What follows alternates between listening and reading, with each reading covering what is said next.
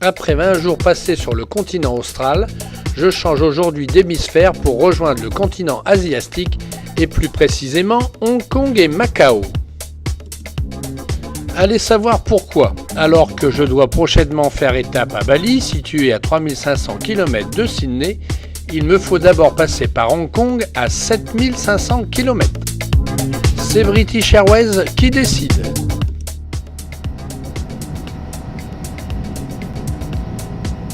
Arrivé à 5h du mat à Hong Kong, j'ai dû poireauter 2 heures pour prendre le premier train rapide qui me conduit en centre-ville. Puis embarquement sur un ferry Superjet pour une traversée d'1 heure vers Macao, la ville aux 1000 tripots. Impressionnant. Sur les 800 passagers que compte le Superbot, je suis le seul long nez. Tout le reste est jaune. Et comme les Chinois sont très joueurs, ce sont des dizaines de bateaux qui, de jour comme de nuit, font la navette pour déverser leur horde de joueurs impénitents.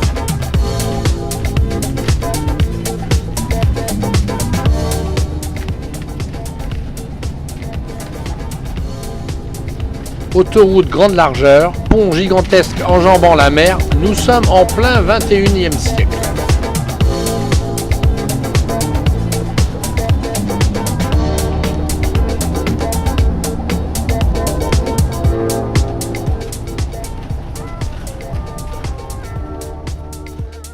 Me voici donc installé pour 2 nuits au Casa Real, l'un des nombreux casinos que compte Macao.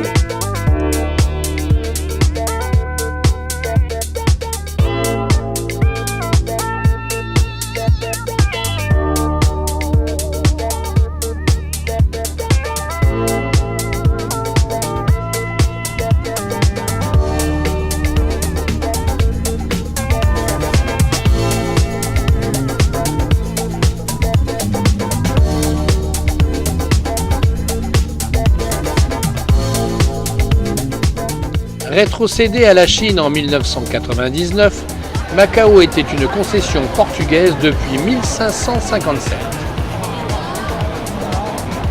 L'architecture de la ville présente un saisissant mélange de bâtiments historiques rappelant la richesse des marchands portugais, de bâtiments à la pointe de la technologie qui témoignent de la volonté de Macao de rentrer dans l'ère moderne, et aussi et surtout de casinos rappelant que Macao est la capitale du jeu de l'Asie, dont les recettes annuelles dépassent celles de Las Vegas.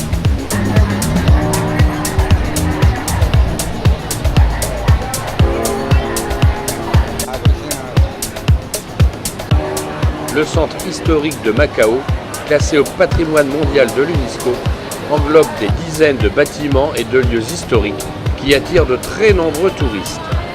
C'est une représentation vivante du passé colonial de la ville.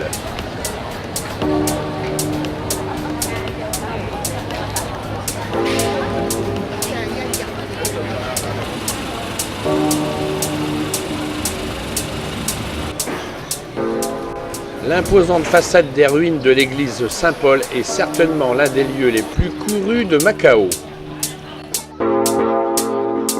Cette façade de pierre fut sculptée entre 1620 et 1627 par des Japonais catholiques ayant fui leur pays.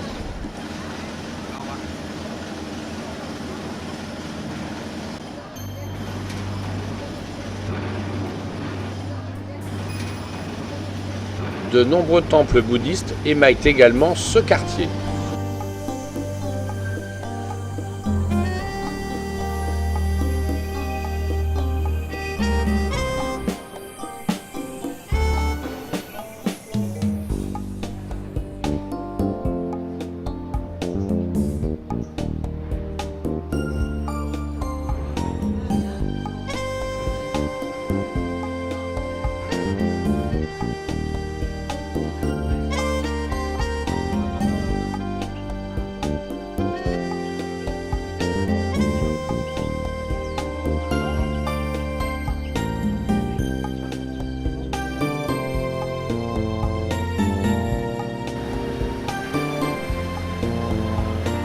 Le musée de Macao implanté dans le fort San Paolo do Monte est le reflet du métissage ethnique et culturel de cette ancienne colonie portugaise. Une présentation de collections d'art populaire permet de mieux appréhender les traditions, les rites et les ressources de cette région.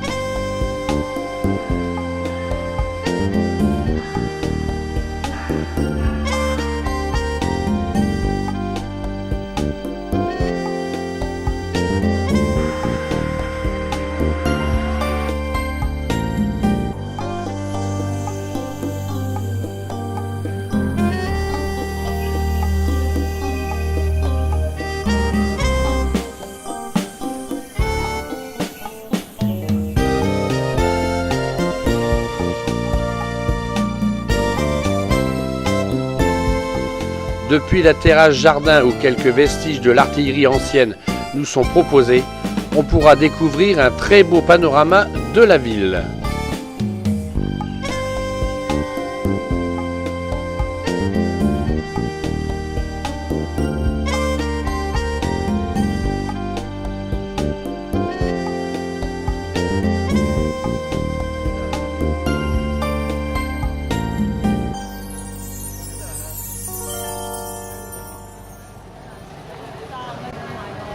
Comme toujours en Asie, on mange partout, de tout et à n'importe quelle heure.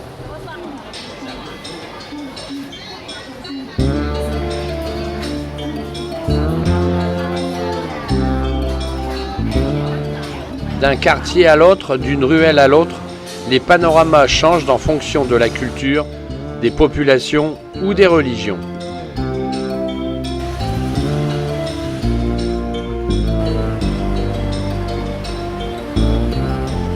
C'est de cette église Saint-Augustin que partent encore chaque année pour les fêtes de Pâques la plus grande des processions religieuses qui défilent dans toute la ville.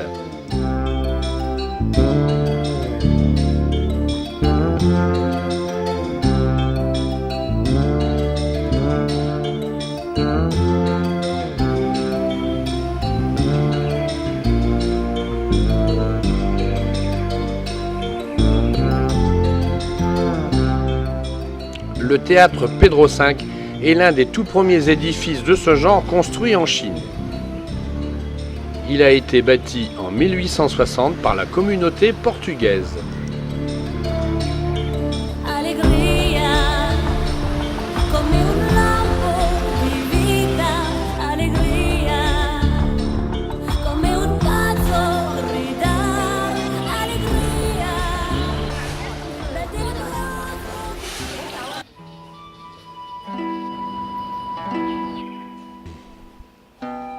La maison du Mandarin est une résidence traditionnelle appartenant à une éminente figure de la littérature chinoise de la fin du XIXe siècle.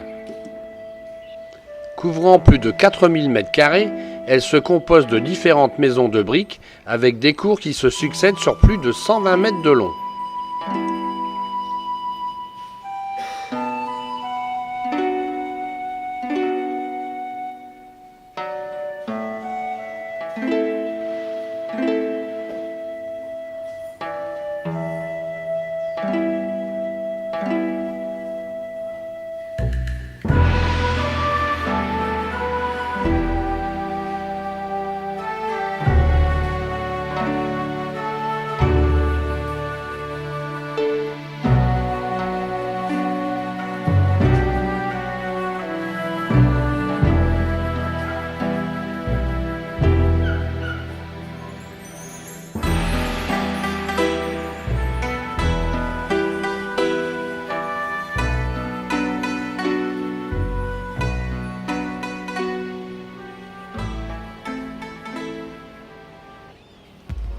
Depuis la chapelle Notre-Dame de la Pena, un panorama du Macao actuel.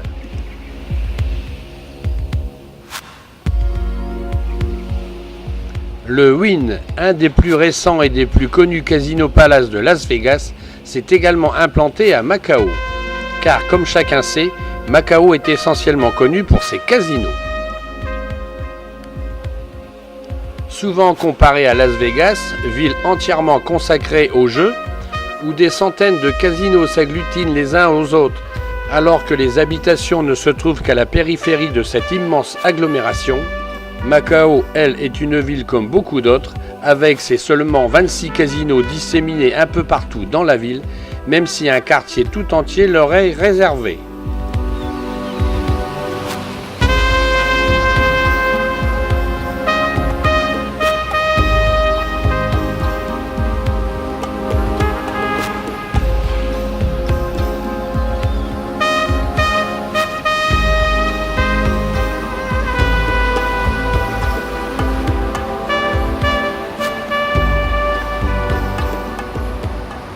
Nichés entre deux barres d'immeubles ou dans quelques recoins de la ville, des petites pagodes où les joueurs impénitents viendront honorer Bouddha afin qu'il se montre généreux lorsque devant la machine à sous, ils distilleront durant des nuits entières des pots pleins de jetons.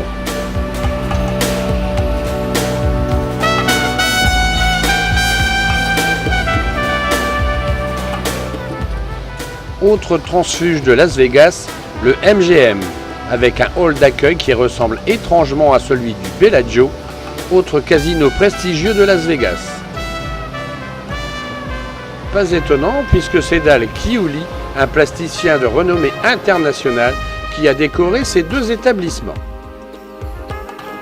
Dans les couloirs du casino, une exposition lui est consacrée.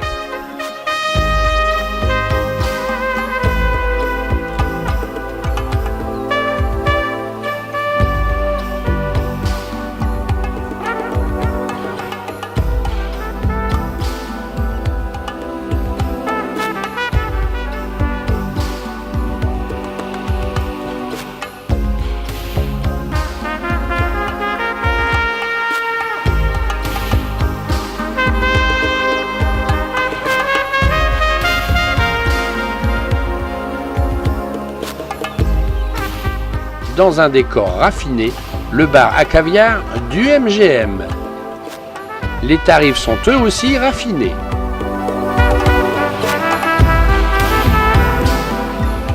De savants jeux de lumière sur les façades de l'Agora centrale font le spectacle.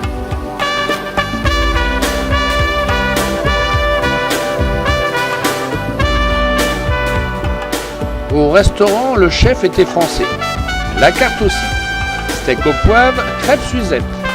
De grands crus de sauterne et de graves ont couronné ces folles agapes.